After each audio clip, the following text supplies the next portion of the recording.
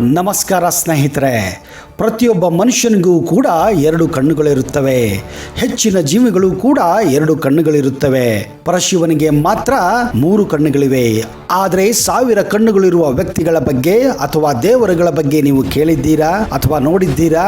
ಹೌದು, ಇದು ಆಶ್ಚರ್ಯವೇ ಸರಿ. ಆಶ್ಚರ್ಯವೇ ಮಾತ್ರ ಅಲ್ಲ, ಅದನ್ನು ನಂಬುವುದು ಕೂಡ ಅಷ್ಟೇ ಕಷ್ಟ. ಆದರೆ ಈ ವ್ಯಕ್ತಿಗೆ 1000 ಕಣ್ಣುಗಳಿದ್ದವು ಹಾಗೂ 1000 ಯೋನಿಗಳಿದ್ದವು. ಅಂತಹ ವ್ಯಕ್ತಿಯನ್ನು ಏನೆಂದು ಕರೆಯುತ್ತಾರೆ? ಆ 1000 ಕಣ್ಣುಗಳು ಹಾಗೂ ಯೋನಿಯನ್ನು ಹೊಂದಿರುವಂತಹ ವ್ಯಕ್ತಿ ಯಾರು? ಈ 1000 ಕಣ್ಣುಗಳು ಹಾಗೂ ಯೋನಿಗಳು ಹುಟ್ಟಲು ಕಾರಣವೇನು? ಅದರ ಹಿಂದಿನ ಅಚ್ಚರಿಯ ರೋಚಕ ಕಥೆ ಏನು? ಈ ಎಲ್ಲ ಮಾಹಿತಿಯನ್ನ ಈ ವಿಡಿಯೋದಲ್ಲಿ ನಿಮಗೆ ಕೊಡಕ್ಕೆ ಹೋಗ್ತಾ ಇದ್ದೀನಿ ಸ್ನೇಹಿತರೆ.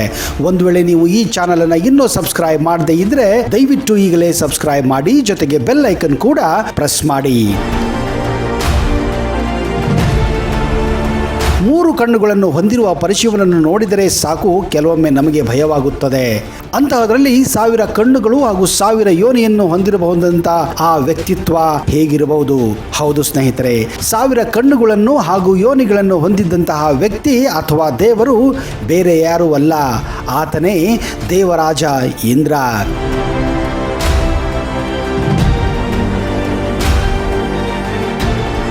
ಬ್ರಹ್ಮವೈವರ್ತ ಪುರಾಣದಲ್ಲಿ ಇಂದ್ರದೇವನು 1000 ಕಣ್ಣುಗಳನ್ನು ಹೊಂದಿದ್ದಾನೆಂದು ಹೇಳಲಾಗಿದೆ ಹಾಗೂ 1000 ಯೋನಿಗಳನ್ನು ಕೂಡ ಹೊಂದಿದ್ದನೆಂದು ನಂಬಲಾಗಿದೆ. ಇಂದ್ರದೇವನ 1000 ಕಣ್ಣುಗಳು ಹಾಗೂ 1000 ಯೋನಿಗಳ ಹಿಂದೆ ಒಂದು ರೋಚಕ ಕಥೆಯೇ ಇದೆ. ದಂತಕಥೆಗಳ ಪ್ರಕಾರ ಒಮ್ಮೆ ಇಂದ್ರನು ಆಕಾಶ ಮಾರ್ಗದಲ್ಲಿ ಹಾದು ಹೋಗುತ್ತಿರುವಾಗ ಒಬ್ಬ ಸುಂದರ ಯುವತಿಯನ್ನು ನೋಡುತ್ತಾನೆ ಹಾಗೂ ಅವಳ ಮೇಲೆ ಆಕರ್ಷಿತನಾಗುತ್ತಾನೆ. ಆ ಪ್ರದೇಶ ಗೌತಮ ಋಷಿಗಳ ಆಶ್ರಮವಾಗಿತ್ತು. ಆ ಆಶ್ರಮ ಬಳಿಯೇ ಇಂದ್ರದೇವನು ಆ ಸುಂದರ ಯುವತಿಯನ್ನು ನೋಡುತ್ತಾನೆ. ಆಕೆ ಬೇರೆ ಯಾರೂ ಅಲ್ಲ, ಆ ಸುಂದರ ಯುವತಿ ಗೌತಮ ಋಷಿಗಳ ಪತ್ನಿ ಅಹಿಲ್ಯ ಆಗಿದ್ದಳು. ಹೌದು, ಭೂಲೋಕದಲ್ಲಿಯೇ ಅಹಿಲ್ಯ ಅತ್ಯಂತ ಸುಂದರವಾದಂತಹ ಸ್ತ್ರೀಯಾಗಿದ್ದಳು. ಇಂದ್ರದೇವನು ಅಪ್ಸರಾಯರಾದಂತಹ ಮೇನಕೆ, ರಂಬೆಯನ್ನು ಅನುಭವಿಸುತ್ತಿದ್ದರೂ ಕೂಡ ಈ ಅಹಿಲ್ಯೆ ಮೇಲೆ ಅವನು ಆಕರ್ಷಿತನಾಗುತ್ತಾನೆ. ಆಕೆ ಅಷ್ಟು ಆಕರ್ಷಿತವಾಗಲು ಕಾರಣ, ತಾನು ಜೀವನ ಉದ್ದಕ್ಕೂ ಯುವತಿಯಾಗುವಂತೆ ಅವಳು ಶಿವನಿಂದ ವರವನ್ನು ಪಡೆದಿದ್ದಳು. ಎಷ್ಟೇ ವಯಸ್ಸಾದರೂ ಆಕೆ ಸುಂದರ ಯುವತಿಯಂತೆ ಕಾಣುತ್ತಿದ್ದಳು. ಸ್ವರ್ಗಲೋಕದಲ್ಲಿ ಅಪ್ಸರರೊಂದಿಗೆ ಕಾಲ ಕಳೆಯುತ್ತಿದ್ದ ಇಂದ್ರನಿಗೆ ಅಹಿಲ್ಯ ಮೇಲೆ ಮನಸ್ಸಾಗುತ್ತದೆ. ಆಕೆಯನ್ನು ಹೇಗಾದರೂ ಪಡೆದುಕೊಳ್ಳಬೇಕೆಂದು ಹಠಕ್ಕೆ ಬೀಳುತ್ತಾನೆ. ಹಾಗೆ ಪಿತೂರಿಯನ್ನು ಕೂಡ ರೂಪಿಸುತ್ತಾನೆ. ಒಂದು ದಿನ ರಾತ್ರಿ ಇಂದ್ರನು ತನ್ನ ಪಿತೂರಿಯಲ್ಲಿ ಚಂದ್ರನನ್ನು ಕೂಡ ಸೇರಿಸಿಕೊಳ್ಳಲು ಬಯಸುತ್ತಾನೆ ಹಾಗೂ ಅವನಿಗೆ ಅಹಿಲ್ಯ ಮೇಲೆ ಅವನಿಗಾದ ಪ್ರೀತಿಯ ಬಗ್ಗೆ ಹಾಗೂ ಅವಳ ಮೇಲೆ ಇರುವ ಆಕರ್ಷಣೆಯ ಬಗ್ಗೆ ಸಂಪೂರ್ಣವಾಗಿ ವಿವರಣೆ ನೀಡುತ್ತಾನೆ. ಚಂದ್ರನು ಕೂಡ ಈ ಒಂದು ಸಾಹಸ ಕಾರ್ಯದಲ್ಲಿ ಇಂದ್ರನಿಗೆ ಸಹಾಯ ಮಾಡಲು ಒಪ್ಪುತ್ತಾನೆ. ಚಂದ್ರನು ಮಧ್ಯರಾತ್ರಿಯಲ್ಲಿ ಕೋಳಿಯ ರೂಪವನ್ನು ತಾಳಿ ಕೋಳಿಯಂತೆ ಕೂಗಲು ಆರಂಭಿಸುತ್ತಾನೆ. ಆಗ ಗೌತಮ ಋಷಿಗಳು ಬೆಳಗಾಯಿತು ಎಂದು ತಿಳಿದು ಸ್ನಾನ ಮಾಡಲು ಗುಡಿಸಲಿಂದ ಹೊರಗೆ ಹೋಗುತ್ತಾರೆ. ಆ ಸಂದರ್ಭದಲ್ಲಿ ಗುಡಿಸಲಲ್ಲಿ ಅಡಗಿದ್ದ ಇಂದ್ರನು ಗೌತಮ ಋಷಿಗಳು ಹೊರಗಡೆ ಹೋದುದನ್ನು ನೋಡಿ ಗೌತಮ ಋಷಿಯ ವೇಷದಲ್ಲಿ ಅಹಿಲ್ಯ ಬಳಿ ಬರುತ್ತಾರೆ. ಗೌತಮ ಋಷಿ ವೇಷದಲ್ಲಿದ್ದ ಇಂದ್ರನನ್ನು ಅಹಿಲ್ಯ ಮೊದಲು ಅನುಮಾನಿಸಿದರೂ ಕೂಡ ಇಂದ್ರನ ಮೋಸಕ್ಕೆ ಬಲಿಯಾಗುತ್ತಾಳೆ. ಗೌತಮ ಮುನಿಗಳ ವೇಷದಲ್ಲಿದ್ದ ಇಂದ್ರನನ್ನು ಕಂಡು ಅಹಿಲ್ಯ, ನಿನ್ನ ವರ್ತನೆಯು ನನ್ನ ಪತಿಯ ನಡವಳಿಕೆಯಂತೆ ಕಾಡುತ್ತಿಲ್ಲ.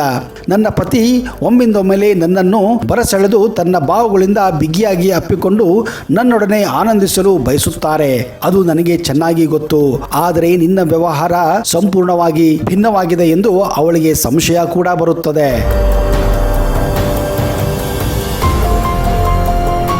ಅಹಿಲ್ಯೆಯು ಇಂದ್ರದೇವನ ದೇಹದಿಂದ ಹೊರಹೊಮ್ಮುತ್ತಿದ್ದ ಸುರಲೋಕದ ಸುಗಂಧವನ್ನು ಗುರುತಿಸಲು ಸಮರ್ಥಳಾಗುತ್ತಾಳೆ ಹಾಗೂ ಆ ಮೂಲಕ ಆಕೆ ತಾನು ಮೋಸ ಹೋಗುತ್ತಿದ್ದಾಳೆ ಎಂದು ಕೂಡ ಊಹಿಸುತ್ತಾಳೆ. ಆದರೆ ಆ ರೋಮಾಂಚಕರ ಸುಂದರ ಸಂದರ್ಭದಲ್ಲಿ ಅಹಿಲ್ಯ ಇಂದ್ರನನ್ನು ತಡೆಯುವುದರಲ್ಲಿ ಸಂಪೂರ್ಣವಾಗಿ ವಿಫಲರಾಗುತ್ತಾಳೆ. ಅವಳಿಗೂ ಕೂಡ ಕಾಮದ ಪ್ರಚೋದನೆಯನ್ನು ಇಂದ್ರನು ತನ್ನ ಸುಗಂಧದಿಂದ ಅವಳನ್ನು ಬಲೆ ಹಾಕುತ್ತಾನೆ. ಹೀಗೆ ಅಹಿಲ್ಯ ಹಾಗೂ ಇಂದ್ರನ ನಡುವೆ ಕಾಮದಾಟ ನಡೆದೇ ಹೋಗುತ್ತದೆ. ಇನ್ನು ಇತ್ತ ನದಿಗೆ ಹೋಗುವ ದಾರಿ ಮಧ್ಯದಲ್ಲಿ ಗೌತಮ ಮುನಿಯು ಇನ್ನೂ ಕೂಡ ಮುಂಜಾನೆ ಆಗಿಲ್ಲ, ಇನ್ನೂ ಕತ್ತಲಿದೆ ಎಂಬುದನ್ನು ಆಗ ಅವರಿಗೆ ಅರಿವಾಗುತ್ತದೆ. ಅದೇ ತಕ್ಷಣ ಅವರು ದಾರಿಯಿಂದಲೇ ತನ್ನ ಗುಡಿಸಲಕ್ಕೆ ಮರಳುತ್ತಾರೆ. ಗೌತಮ ಮುನಿಗಳು ತಮ್ಮ ಗುಡಿಸಲತ್ತ ಬರುತ್ತಿರುವಾಗ ಯಾವುದೋ ಓರ್ವ ವ್ಯಕ್ತಿ ಅವರ ವೇಷದಲ್ಲಿ ಗುಡಿಸಲಿಂದ ಹೊರಗೆ ಹೋಗುವುದನ್ನು ನೋಡುತ್ತಾರೆ.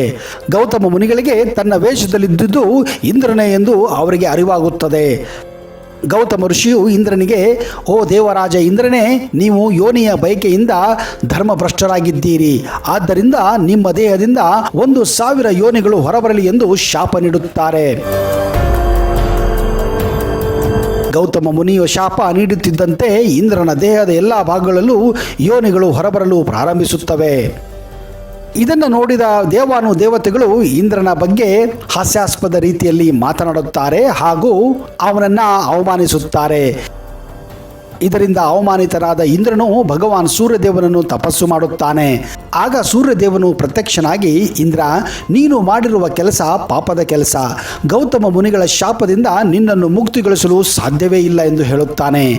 ಆದರೆ ಶಾಪದ ಪರಿಣಾಮವನ್ನು ಸ್ವಲ್ಪ ಮಟ್ಟಿಗೆ ಕಡಿಮೆ ಮಾಡಬಲ್ಲೆನೆಂದು ಮಾತ್ರ ಸೂರ್ಯದೇವನು ಅವನಿಗೆ ಆಶ್ವಾಸನೆ ನೀಡುತ್ತಾನೆ. ಆಗ ಸೂರ್ಯದೇವನು ಇಂದ್ರನ ದೇಹದಲ್ಲಿ ಹುಟ್ಟಿದ್ದಂತಹ ಆ 1000 ಯೋನಿಗಳನ್ನು ಕಣ್ಣುಗಳನ್ನಾಗಿ ಪರಿವರ್ತಿಸುತ್ತಾನೆ. ಆಗ ಇಂದ್ರನ ದೇಹದಲ್ಲಿ ಮೇಲಿದ್ದಂತಹ 1,000 ಯೋನಿಗಳು ಕಣ್ಣುಗಳಾಗಿ ಪರಿವರ್ತನೆ ಹೊಂದುತ್ತವೆ. ಹೀಗೆ ಗೌತಮ ಮುನಿಗಳಿಂದ ಸಿಕ್ಕಿದಂತಹ ಶಾಪದಿಂದ ಇಂದ್ರನ ದೇಹದ ಮೇಲೆ 1000 ಕಣ್ಣುಗಳು ಹುಟ್ಟುತ್ತವೆ. ಇದೇ ಕಾರಣ ಇಂದ್ರನನ್ನು ಸಹಸ್ರನಯನ ಎಂದು ಕೂಡ ಕರೆಯಲಾಗುತ್ತದೆ. ಯಾರಾದರೂ ಅಷ್ಟೇ ಧರ್ಮದ ಹಾದಿಯನ್ನು ಮರೆತು ನಡೆದರೆ ಒಂದಲ್ಲ ಒಂದು ದಿನ ತಪ್ಪಿಗೆ ತಕ್ಕ ಪ್ರಾಯಶ್ಚಿತ್ತವನ್ನು ಅನುಭವಿಸಲೇಬೇಕು. ಧರ್ಮದ ಹಾದಿಯನ್ನು ಬಿಟ್ಟವರಿಗೆ ಇಂದಿಲ್ಲ ನಾಳೆ ಅಪಾಯ ಕಟ್ಟಿಟ್ಟ ಬುತ್ತಿ. ಇದು ಮನುಷ್ಯರಿಗೆ ಮಾತ್ರ ಅಲ್ಲ, ದೇವರಿಗೂ ಕೂಡ ಅನ್ವಯಿಸುತ್ತದೆ. ಇದೇ ಕಾರಣ ಇಂದ್ರನಿಗೆ 1000 ಯೋನಿಗಳು, ತದನಂತರ 1000 ಕಣ್ಣುಗಳು ಹುಟ್ಟಿದ್ದು ನಿಮ್ಮ ಮುಂದೆ ಇರುವಂತಹ ಈ ಒಂದು ದಂತಕತೆ. ಸ್ನೇಹಿತರೆ, ಅದೇನೇ ಇರಲಿ, ಸತ್ಯವನ್ನು ನುಡಿಯೋಣ, ಧರ್ಮದ ಹಾದಿಯಲ್ಲಿ ನಡೆಯೋಣ. ಆಗ ಮಾತ್ರ ನಾವು ಜೀವನದಲ್ಲಿ ಜಯಗಳಿಸಬಹುದು. ಇಲ್ಲವಾದರೆ ಕೆಟ್ಟದ್ದನ್ನು ಮಾಡಿದರೆ ಕೆಟ್ಟದ್ದನ್ನು ಅನುಭವಿಸಲೇಬೇಕು. ಅಲ್ಲಿಯವರೆಗೆ ಜೈ ಹಿಂದ್, ಜೈ ಕರ್ನಾಟಕ ಆ್ಯಂಡ್ ಟೇಕ್ ಕೇರ್.